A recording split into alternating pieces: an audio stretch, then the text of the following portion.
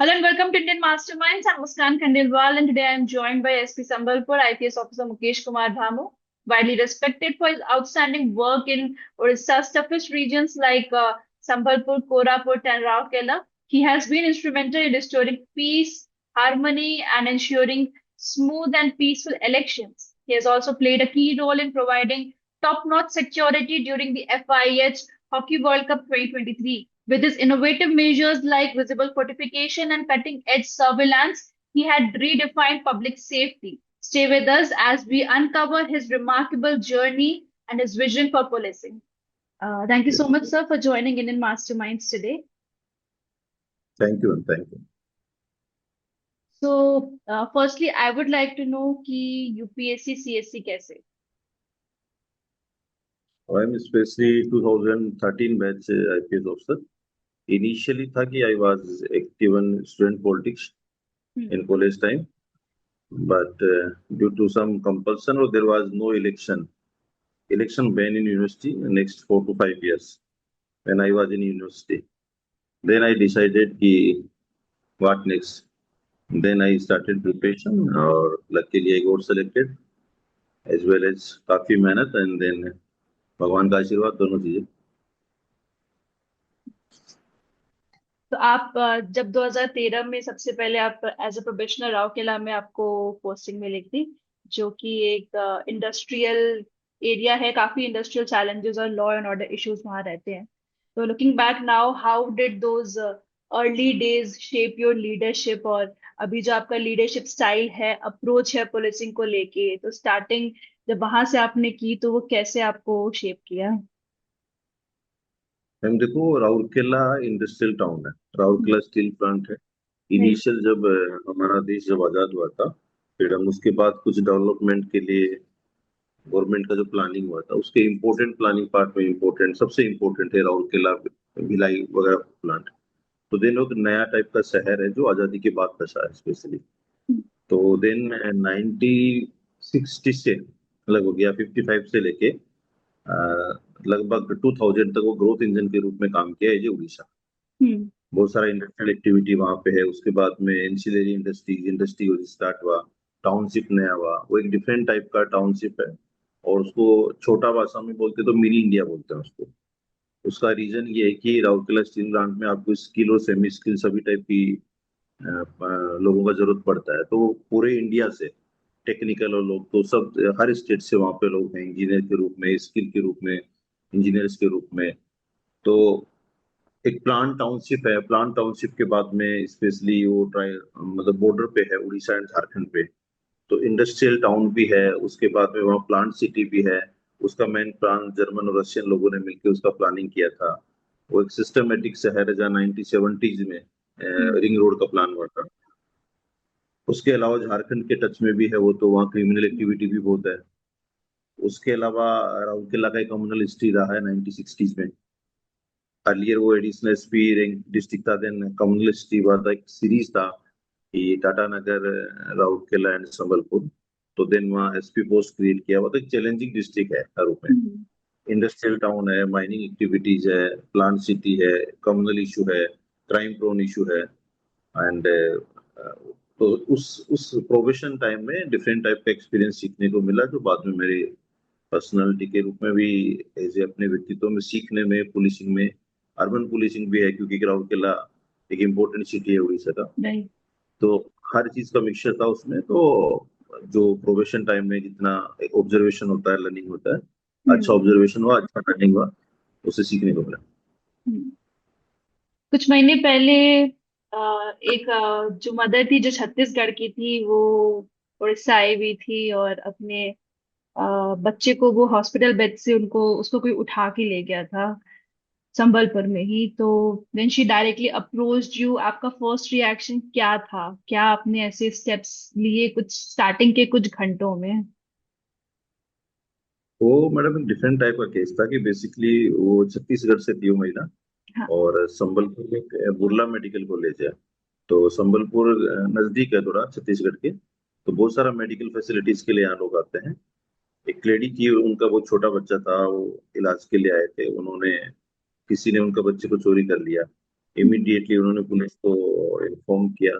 उसके बाद में डिस्ट्रिक्ट का जितना भी टीम था वो सब सिस्टमेटिकली लगा, बहुत सारा सीसीटीवी कैमरा, बहुत सारे जो हमारे ऑटो वगैरह, बस वगैरह, एवरी मतलब मोर देन हमने 500 से ज्यादा लोगों को पूछा। सीसीटीवी कैमराज वगैरह हमने बहुत देखे। और वो लेडी उनके साथ पहले फ्रेंडली हो गई थी 2-3-4 दिन से पहले से। तो इमोशनल पॉइंट भी था सबके लिए, और टीम ने भी बहुत अच्छा एफर्ट किया। और बहुत लोगों को हमने मतलब with in short span of 5-6 घंटे में हमने पूरा डिस्ट्रिक्ट का लगभग 10 या 15 टीम लगा के लगभग बहुत सारे लोगों को इंट्रोगेट किया। फाइनली हम सक्सेसफुल हुए, और सबके लिए एक अच्छा मोमेंट था कि चलो सम वो बच्चा मिल भी गया, बच्चा हेल्दी भी था और स्वस्थ भी था, तो गुड मोमेंट। हम्म। तो ये कोई ऐसा एक आइसोलेटेड केस नहीं है, बहुत बड़ा एक्चुअली एक रैकेट होता है जहां बच्चों को, नए बच्चों को उठा के लेके जाया जाता है। तो इसको आप रोकने के लिए कैसे क्या किया कर रहे हैं संबलपुर में स्पेशली? मैम जो नहीं, वो इस टाइप का इंसिडेंट ये मतलब एक बहुत साल पहले हुआ था, 15 to 20 ईयर्स पहले।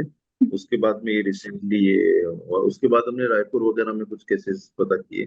तो हमारा जो केस था, जो डिफरेंट टाइप का चेन था, उससे थोड़ा डिफरेंट था। मतलब इसमें वो जो लेडी थी, जो उनके साथ ही पास वाले वार्ड में किसी और वजह से थी, किसी और एक्टिविटी की वजह से उनके साथ में आई, उन्होंने उनके साथ अच्छा रिलेशनशिप बनाया, देन रिसीव करके उसको दूसरे डिस्ट्रिक्ट में वो लेके चले गए, उनका उस बच्चे पे मनाया बेसिकली। लेकिन वो रैकेट का पार्ट नहीं था। बट हमारे लिए चैलेंजिंग था कि बच्चा कैसे प्लान किया उन्होंने। राइट। और जितना भी इंट्रोगेशन हमने किया, उसके बाद में कोई फॉरवर्ड लिंक उसका बहुत आगे तक नहीं जा पाया। दैट्स वाई जो आपका सवाल है, उसी तरह पहले हम सोच रहे थे कि ऑल इंडिया रैकेट का पार्ट है। तो संभलपुर और राउरकेला में पहले बहुत कम्युनल वायलेंस हुए हैं। 2023 में ही काफी ज्यादा टेंस क्लैश हुआ था ड्यूरिंग हनुमान जयंती। इसके बाद आपने जो लार्ज प्रोसेशन होते हैं उसको एक साल के लिए आपने रोक दिया था। तो what made you take such a bold step despite initial criticism? क्योंकि ऑब्वियसली जब जहाँ रिलीजन आ जाता है और अगर ऐसी चीजें होती है तो बहुत ज्यादा क्रिटिसिज्म होता है, चाहे पॉलिटिशियंस को लेके हो, चाहे वो सिविल सर्वेंट्स को लेके, इन जनरल भी। तो how did you eventually help in restoring peace? पहले तो कैसे ये जितना भी क्रिटिसिज्म हुआ था इसको आपने कैसे फेस किया, क्या चीजें की आपने? ये मैम बड़ा रियल में चैलेंजिंग था। राहुल के आई वॉज पोस्टेड कोरापुट में, कोरापुट में मेरा पोस्टिंग था। हम्म। उसके बाद में कोविड के दौरान एक छोटा कम्युनल वायलेंस राउरकेला में हुआ। देन पोस्टेड हुआ मैं राउरकेला। लगभग 2.5 साल राउरकेला रहा। वहाँ पे हम्म। कम्युनल इशू को थोड़ा शांत किया अच्छे से। उसके बाद में उसमें aggressive policing important part, convincing judicious behaviour of police. Specially लोगों में विश्वास होना चाहिए कि पुलिस से इशू को शांत करने के लिए है।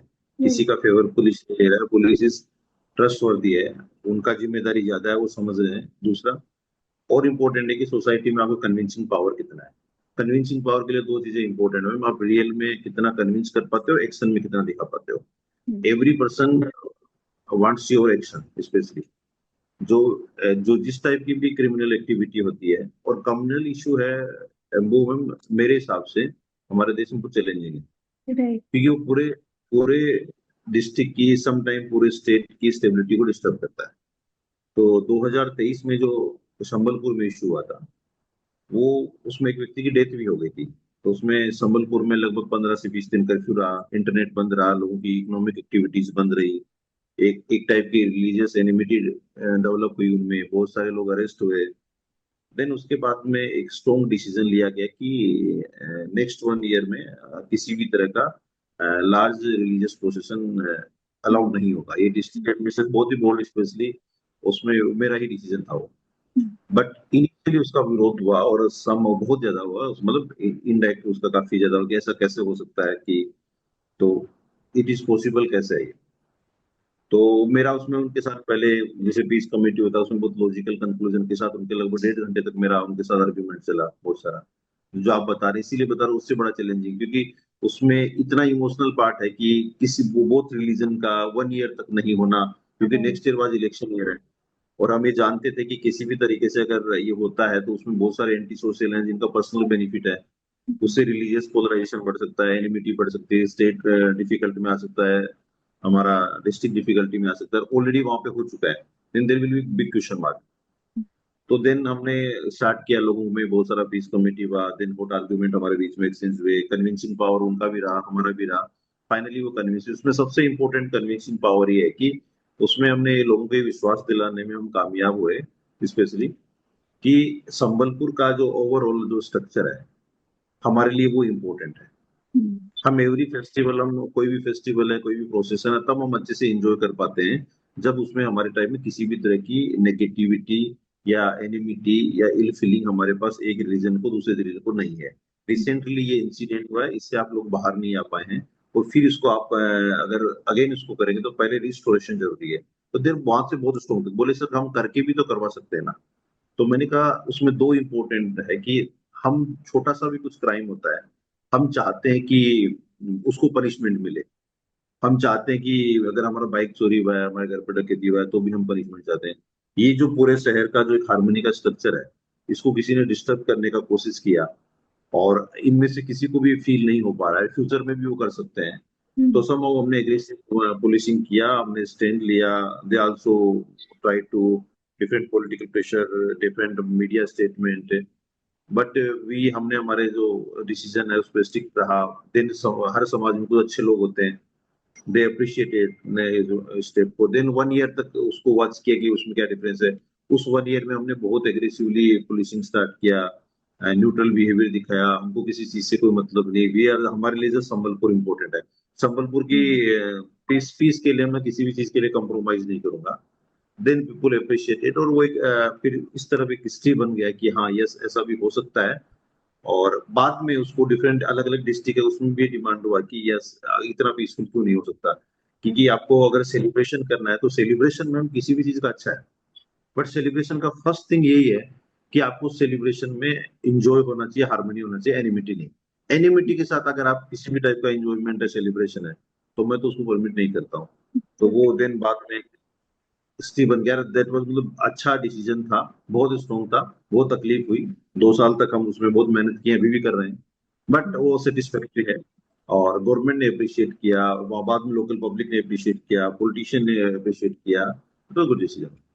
वहीं पे 2025 में आपने अभी रामनवमी, हनुमान जयंती काफी मैसिव स्केल पे सेलिब्रेट हुआ है, जिसमें 50,000 लोगों का क्राउड आया है। सीनियर लीडर्स भी आए थे। तो कैसे आपने पूरा ग्राउंड वर्क किया, क्या क्या आपने अभी 2025 में जब इतना बड़ा आपने प्रोसेशन निकला है, तो कैसे पूरा आपने सब कुछ चीजों को मैनेज किया, आपकी पूरी टीम ने कैसे किया सब कुछ? वो फिर मैंने उसका एक बहुत अच्छा स्टोरी, बहुत अच्छा हार्ड वर्क है उसके पीछे, बहुत अच्छा उसका प्रिपरेशन था, बहुत अच्छा उसका हार्ड वर्क था। 2023 में मैम इंसिडेंट हुआ, 24 में हमने बड़ा प्रोसेशन बैन किया, उसी समय इलेक्शन हुआ, गवर्नमेंट चेंज हुई, उसके बाद में अगेन 2025 में डिसीजन लिया गया। तो हमारा जो लास्ट का लगभग 1.5 या 2 साल का जो मेहनत था, जो हमने ट्रस्ट लोगों में बुलाया, प्रिपरेशन हमने ऑलरेडी पहले की थी। मैंने ही उसको किया था कि 1 ईयर के बाद, तो मुझे पता था कि 1 साल बाद में क्या होने वाला है। तो मेरा उसका असेसमेंट था, तो लोगों में कॉन्फिडेंस था, विश्वास था। आई थिंक 70,000 के आसपास लोग थे, मोर देन 70,000 के पास में। तो हनुमान जयंती भी हुआ, रामनवमी उससे पहले हुआ। हम्म। तो उस समय हमारा प्रिपरेशन था, दोनों कमिटी से कोऑर्डिनेशन था, कुछ अच्छे लोगों को आइडेंटिफाई किया। और जो नेगेटिव जोन के लोग थे उन पे ऑलरेडी मैं 2 साल पहले एक्शन ले चुका था। तो दे नो कि अगर आप कुछ भी किए तो पुलिस आपको किसी भी कीमत पे छोड़ेगा नहीं। उनको ट्रस्ट था कि अगर हमने कुछ भी किया तो इस बार हमको तकलीफ झेलनी पड़ेगी, बहुत ज्यादा झेलनी पड़ेगी। एंड देन जो 2 साल का जो फेस वैल्यू था पुलिसिंग का, जुडिशियस नेचर था, इम्पार्शियलिटी थी, जो हमने एक गैप आ गया था हारमोनी में, उसको फिलअप किया। उसमें पुलिस का इंपॉर्टेंट रोल रहा, हमेशा साथ बैठा है, लोगों के साथ बातचीत किया, बहुत बार डिस्कशन किया कि ये जरूरी नहीं है हमारे पास एनिमिटी, इंपॉर्टेंट है कि कंट्री कैसे रहे, रिलीजन कैसे रहे, उसका संबलपुर के लिए फेथ कैसा रहे। फाइनली सक्सेसफुल हुआ। और वो अभी तक का आई थिंक कि जब इस बार का हनुमान जयंती संबलपुर में हुआ था तो पूरा स्टेट उसको वॉच कर रहा था। उसमें सेंट्रल मिनिस्टर्स और यहाँ पे हमारे उड़ीसा से बहुत कैबिनेट मिनिस्टर्स वगैरह 5 to 6 मिनिस्टर्स प्रोसेशन में प्रेजेंट थे, मोर देन 70,000 से ज्यादा लोग थे। और वो प्रोसेशन भी बहुत लंबा चला। और अभी तक का वो उड़ीसा का हिस्ट्री का सबसे बड़ा वो हनुमान जयंती महोत्सव है। कोविड-19 के वक्त भी जब राउरकेला एक लाइफलाइन था पूरे कंट्री के लिए, ऑक्सीजन टैंकर्स एटलीस्ट 12 स्टेट में प्रोवाइड करने के लिए, तो what were the biggest challenges in ensuring these supplies reached safety? कैसे आपने, अगर जो भी challenges आए थे, कैसे आपने उसको फेस किए, कैसे ओवरकम किया अपनी टीम के साथ मिलके? तो उस समय मैम सबसे पहले था कि जब देश में कोविड का फेज आया, स्पेशली सेकंड फेज, उस समय बहुत ज्यादा डेथ रेट था उस समय। तो हम्म। पूरे देश में हमको ऑक्सीजन सिलेंडर्स की जरूरत थी। तो ऑक्सीजन सिलेंडर्स के लिए हमें मास लेवल में ऑक्सीजन टैंकर्स की जरूरत थी। तो उड़ीसा इंडस्ट्रियल स्टेट है मैम। समाऊ में राउरकेला में था, दो तीन अदर डिस्ट्रिक्ट थे, राउरकेला है, अंगुल है, ढेंकानाल है, जाजपुर है से। तो बहुत सारे इंडस्ट्रियल डिस्ट्रिक्ट है जिससे हमने कुछ स्पेशली ऑक्सीजन प्रोवाइड करने वाली एजेंसीज है, जैसे एल लिंडे है उस समय। तो हमको टास्क मिला था उस समय। तो उस समय थ्री जोन है specially, by railway, by road and by flight airlift.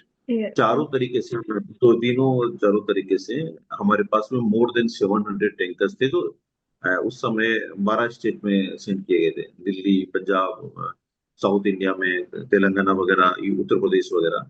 तो हमारा उस समय काम था इस राज्य सरकार की तरफ से और भारत सरकार की तरफ से था कि इसमें किसी भी तरह का हिंड्रेंस नहीं होना चाहिए।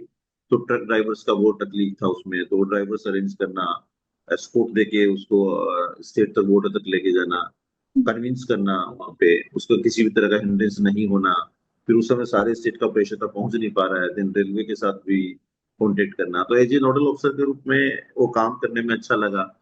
और वो उससे बहुत सारा मतलब स्टेट में ऑक्सीजन पहुंचा, बहुत सारे लोगों की जान बची। तो वो अच्छा काम था, हमें उसमें करने में अच्छा लगा, उसमें प्रेरणा भी थी, उसमें उत्साह भी था, मोटिवेशन भी था कि अच्छा काम कर रहे हैं।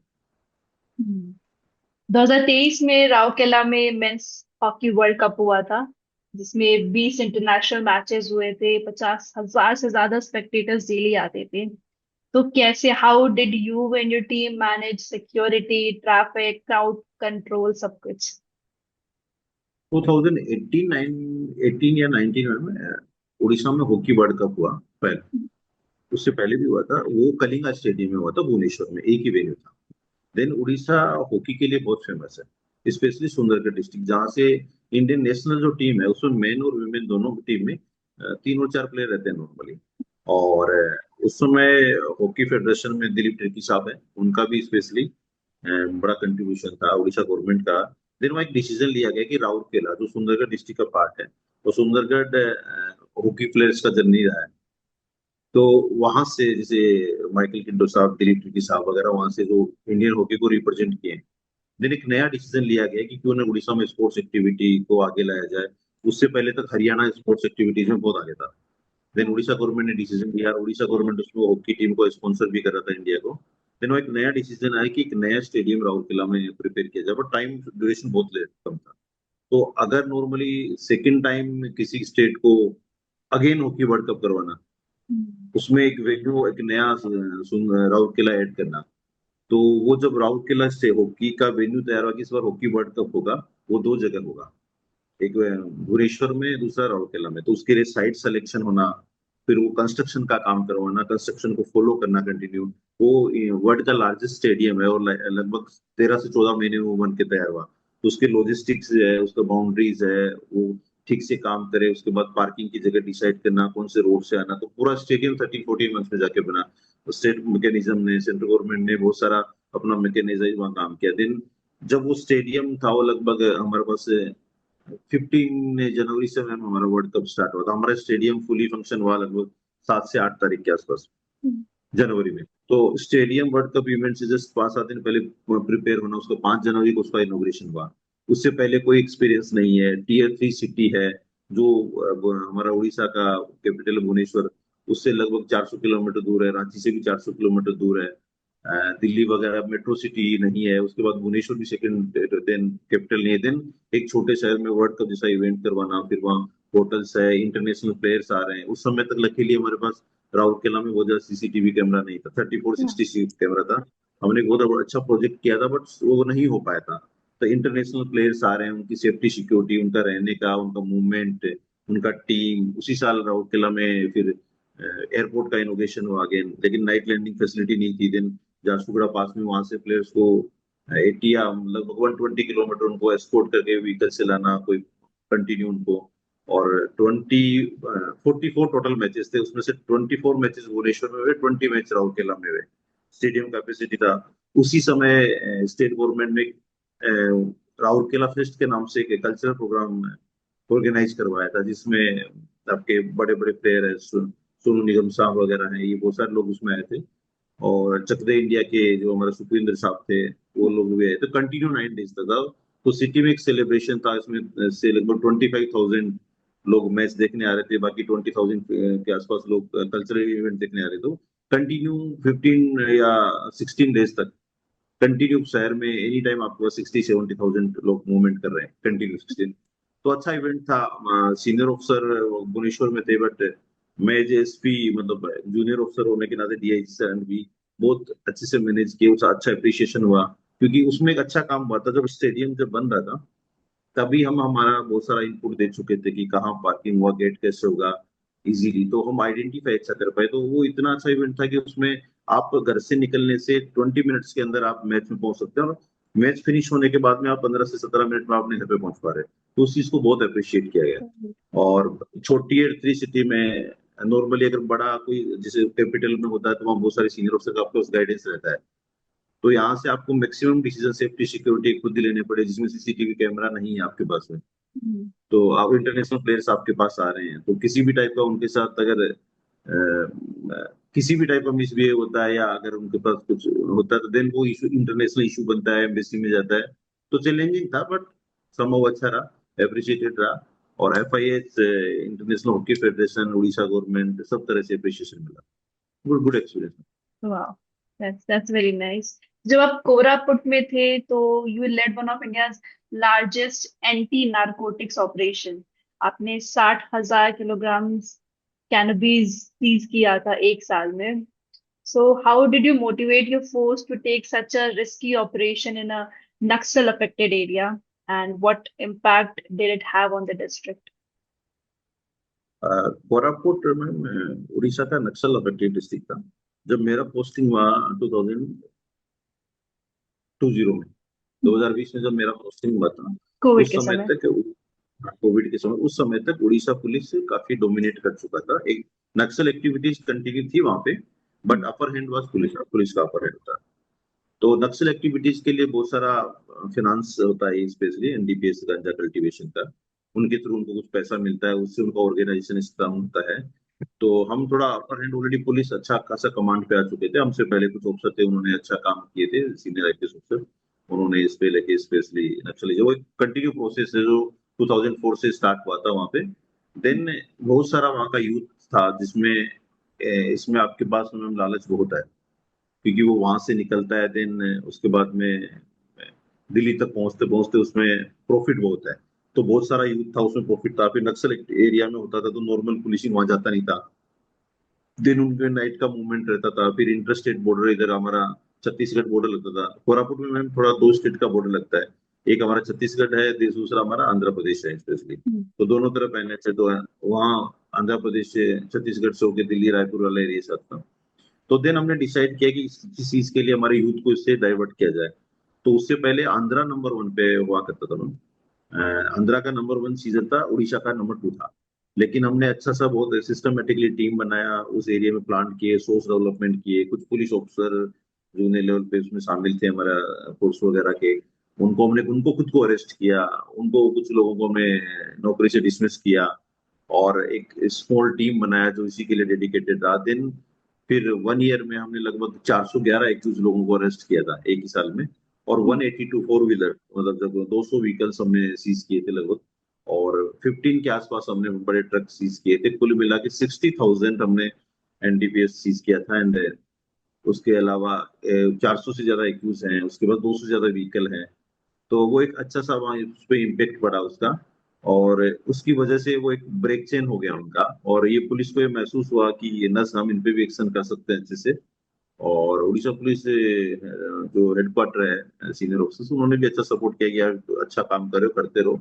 मोटिवेट किया, अप्रिशिएट किया, तो वो कंटिन्यू चेन बन गया। और उस साल हमारा इंडिया में हाईएस्ट था, इवन एक्यूज अरेस्ट में हाईएस्ट था, सबसे ज्यादा लोग हमने गिरफ्तार किए। और सबसे ज्यादा सीजर हुआ, और उस साल उड़ीसा, आंध्रा नंबर 2 था, एंड उड़ीसा टॉप किया इंडिया में सीजर। And then इत- DGP sir also provided DGP disc वगैरह some reward also me and my team. तो जब आप कोरापुट में पोस्टेड थे 2020 में, और कैनबीस का इतना ज्यादा वहां पे चल रहा था, तो आप कैसे लोगों में अवेयरनेस क्रिएट कर रहे थे? अब अवेयरनेस में सबसे बड़ा अवेयरनेस होता है कि आप एक्शन कितना लेते हो। एक्शन अवेयरनेस लेने के बाद में लोगों को ट्रस्ट होता है आप पे कि किस तरीके से अवेयरनेस किया जाए।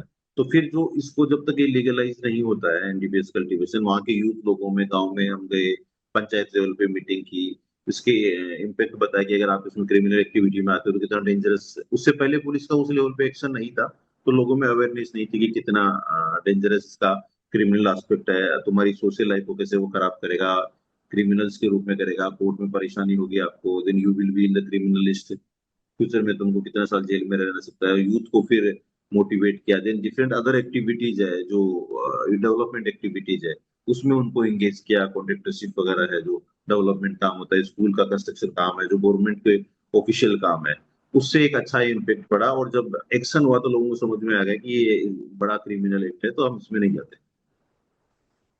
तो अभी तक आप उड़ीसा में बहुत अलग अलग जगहों पर आप पोस्टेड रह चुके हैं। उस अभी तक आपके करियर में what has been the toughest decision so far, और क्या आपने उससे सीखा? टफेस्ट डिसीजन ये था मैम कि specially once we are been in Sambalpur जैसे डिस्ट्रिक्ट में, जहाँ पे बहुत ही स्ट्रॉन्ग एक्टिव लोग हैं, काफी नॉलेजेबल लोग हैं, पुराना हिस्ट्री है अच्छा स्टेट का। संबलपुर आल्सो एक रीजनल सेंटर है वेस्टर्न उड़ीसा का। हम्म। संबलपुर बहुत रिनाउंड डिस्ट्रिक्ट है, उसका मैं एक ही लाइन में बोलना चाहूँ। संबलपुर एक ऐसा डिस्ट्रिक्ट है जिसकी अपनी एक लैंग्वेज है संबलपुरी, उसका एक अपना टेक्सटाइल है। वो 8 से 10 डिस्ट्रिक्ट है उड़ीसा में, उसका एक एजुकेशन हब है। वहाँ के जो एजुकेशन हब, वहाँ का मेडिकल फैसिलिटीज का हब है, एक रीजनल सेंटर है। जो लोकल एक जो कुल देवी है यहाँ पे, माँ समलेश्वरी, वो है। और इसके अलावा पॉलिटिकल एक्टिविटीज का बड़ा सेंटर है ये। उसके बाद में जो एडवोकेट्स वगैरह होता है उनका एक बड़ा स्ट्रॉन्ग, मतलब क्या है, उनका एक स्ट्रॉन्ग बेस है यहाँ पे। तो हर हम्म। एंगल से एक वो है, उसी में ऐसा डिसीजन लेना है स्ट्रॉन्ग। और लोग नॉलेजेबल भी बहुत है यहाँ के, और उन्हीं को कन्विंस करना, उनके साथ बातचीत करना, और ये डिसीजन है ना। क्योंकि उसमें बहुत बड़ा चैलेंज ये था कि मैम, क्या इसको बंद किए बिना और कोई तरीका नहीं है क्या। हम्म। वो अपने आप में एक क्वेश्चन था। मैंने कहा बाकी सारे तरीके ठीक है, हम कर सकते हैं, लेकिन क्यों ना हम एक बार इस पे देखें कि हम इससे क्या होता है। मैंने कहा बाकी जो भी आप तरीके से करोगे, उसमें आपका सीमेंटेड होने का जो प्लानिंग है वो फोर्स ओरिएंटेड रहेगा। मतलब हमने फोर्स लगा के वो कर लिया, क्यों ना हम पहले इसको एस्टेब्लिश आए, अपने आप को रियलाइजेशन करने का मौका दें। उसमें एक बड़ा सिंपल सा बड़ा प्यारा सा आर्गुमेंट था। मैंने कहा अगर कोई भी चीज दो तरीके से सुधार होता उसमें, एक हमको फील होता कि हमने क्या गलती की है, ठीक है, एक हम उसको फोर्सफुली करवाते हैं। तो मैंने कहा हमको फील करने के लिए, रिकंसाइल करने के लिए, अपने आप को सेल्फ करने के लिए, क्यों ना हम 1 साल दें। वो रेडी नहीं थे, पर फिर भी लिया गया, दिया गया। वो काफी स्ट्रॉन्ग डिसीजन था। देन दूसरा एक्सपीरियंस के रूप में देखें तो राउरकेला में हॉकी वर्ल्ड कप जैसा इवेंट, एसपी रैंक पे होके, टियर 3 में होके, स्टेट कैपिटल से 400 किलोमीटर दूर होके, और उस समय ज्यादा सीनियर अफसर, मतलब बोला तो किसी भी सीनियर अफसर ने विजिट नहीं किए थे उसकी सेफ्टी सिक्योरिटी के लिए। तो उसमें इंडिपेंडेंस था, आपको फ्रीडम दिया गया कि तुम करो, बट तुम जिम्मेदारी लेना, यस। तो फाइनली उसमें सीखने को ये था कि अगर किसी अफसर जो, उसको थोड़ा फ्रीडम दिया जाता है तो उससे और ज्यादा क्रिएटिविटी उसकी निकल के आती है। बहुत बार ज्यादा हम पूछने सोचने में भी, गाइड करने में फिर खुद ग्रो नहीं हो पाता। तो आज जो कॉन्फिडेंस है, वो वो परिस्थिति ने दिया, फिर उसको इनकेस किया, घबराए नहीं, नहीं कर लेंगे, कोई दिक्कत नहीं है, हो जाएगा सब अच्छे से। तो ये दोनों, उसमें मैम कुछ भी नहीं था, आप इंटरनेशनल इवेंट करवा रहे हो और एसपी रैंक के ऑफिसर हो। No other officers are coming for others आपको हेल्प करने के, सिर्फ force and ma'am. And Sambalpur जैसे डिसीजन में भी आपके पास, आप डिफिकल्ट की कंडीशन में जाते हो। Then hmm. Rourkela was also minor district, उसमें बहुत सारा आपके पास में नए नए ग्रुप आए उस समय, जैसे आपके पास जेएसडब्ल्यू, मित्तल, रुंगटा, उन्होंने अपना बिजनेस एक्टिविटीज एक्सपेंड की। उड़ीसा भी बिजनेस एक्टिविटी में बहुत अच्छा स्टेट है, काफी अच्छा ग्रो कर रहा है, रेस में, कंट्री में, रेवेन्यू में बहुत है। तो उस समय बहुत सारा प्रोजेक्ट ऐसे आए कि ये लोगों ने अपना माइंस एक्टिविटी एक्सपेंड किया, तो उससे सरकार को रेवेन्यू जनरेट हुआ। वो रेवेन्यू जनरेट आज वेलफेयर एक्टिविटीज में काम आ रहा है। तो वो भी अपने आप में चैलेंजिंग था। कम्युनल इश्यूज राउरकेला में था, वो बड़ा चैलेंजिंग था। तो बहुत are very good, Sambalpur and Rourkela, बहुत दोनों जगह डिफरेंट टाइप के, दोनों जगह खूब सीखने को मिला, काफी स्ट्रॉन्ग डिसीजन लिए गए, इंटरेस्टिंग थे। तो जो यंग आईपीएस एस्पिरेंट्स है, जो अभी अभी जिनको नई पोस्टिंग मिली है, सर्विसेज में आए हैं वो, तो आप उनको क्या मैसेज देना चाहेंगे? और जो यंग आईपीएस ऑफिसर हैं उनको ज्यादा तो नहीं, बट एक ही मैसेज है कि आप अपना एग्रेसिव अप्रोच है, जुडिशियस अप्रोच है उसको नहीं छोड़ना, क्योंकि आपको एक्शन ओरिएंटेड होना चाहिए। मैनेजमेंट स्किल को थोड़ा, it is important but action is more important. अभी का जो सिनेरियो है उसमें मैनेजमेंट को ज्यादा प्राथमिकता, क्योंकि मेरा एक पर्सनली मानना है कि मैनेजमेंट है वो किसी चीज का प्रॉब्लम का समाधान नहीं करता, वो कुछ समय के लिए उसके लिए सिर्फ कवर लगाता है उसको, और आप कवर लगा के बहुत दिन तक चीजों को ठीक नहीं रख सकते। आपको हम्म, परमानेंटली उसको ठीक करना है, देन आपको किसी न किसी तरीके का एक्शन का जरूरत पड़ता है। और हम मैक्सिमम टाइम क्या करते हैं कि हम सोचते हैं कि ठीक है इसको ऐसे भी मैनेज कर सकते हैं, तो सिंपल वे, क्योंकि उसमें आपको डिसीजन लेने पड़ते हैं, डिसीजन में आपके पास क्रिटिसिज्म आएगा, क्रिटिसिज्म में फिर आप में अगर आप फेल्योर मार गए तो आपके फ्री और वो करियर पर दाव लग जाता है कि हाँ नहीं वो नहीं कर पाए। तो मैनेजमेंट में क्या चैलेंज नहीं है, मैनेजमेंट में आप है कि सेफ है, बट उस समस्या का समाधान कभी नहीं होता। मेरा पर्सनल मानना है कुछ समय के लिए टल गई लेकिन फिर वो अगेन रिवाइव होगी, तो देन आपका कंट्रीब्यूशन है उसको हल्का सा जो पेचेस वर्क नहीं है, नया रोड पे आप पेचेस करने जैसा, बट कभी कभी हमको नया रोड भी बनाना पड़ता है जिससे लोगों के लिए मोटिवेशन हो, प्रेरणा हो। तो जो क्रिएटिव है, जो अच्छा करना चाहता है, अपना मोटिवेशन रखे, सेल्फ खुद पे विश्वास रखे, और अगर एम अच्छा है तो जरूर होगा।